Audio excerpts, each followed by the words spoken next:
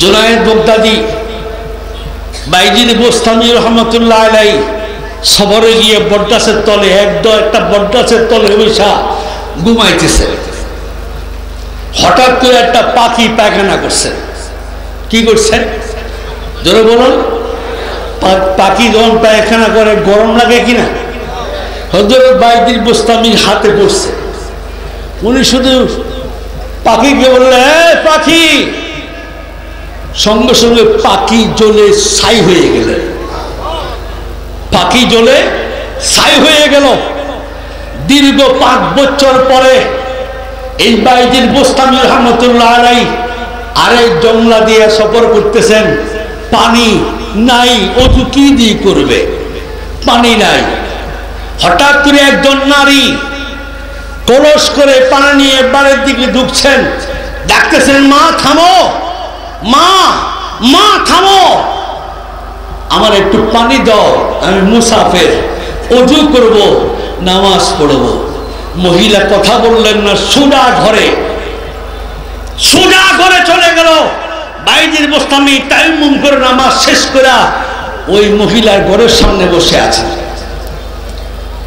মহিলা উত্তর দেয়, বাইজিদ, আমি পাখি নয়। চিল্লা কর না সুবহানাল্লাহ। বাইজিদ, আমি পাখি নয়, আমি পাখি মনে করিও না, উড়াই দিবা, জ্বালাই দিবা। আমি আল্লাহর এক বান্দি, আমি আল্লাহর এক বান্দি। রাখতে দাঁড়াইলে ফজর পর্যন্ত কেমনে চলে যায় জানি না। সে বাইজিদ বোস্তামি রহমতুল্লাহ আলাইহি বললেন, আশ্চর্য বিষয়, আমার নাম বাইজিদ, জানলো 5 বছর আগে পাখি মারলাম, পাখির গঠন মহিলা বলে দিল। আশ্চর্য হয়ে তিনি বললেন, মা, মা তারাইনা ইযা কুরআতনা ইসফানা ইল ইসমে বাইজিদ, তুমি কেমন করে জানো আমি বাইজিদ? তুমি কেমন করে জানো পাখির খবর?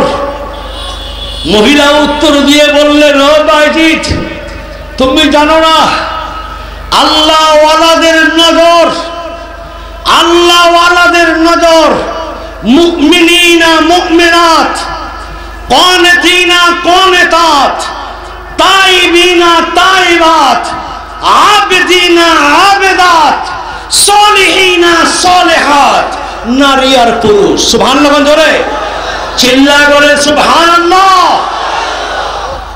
নারীরও ক্ষমতা আছে কি নাই?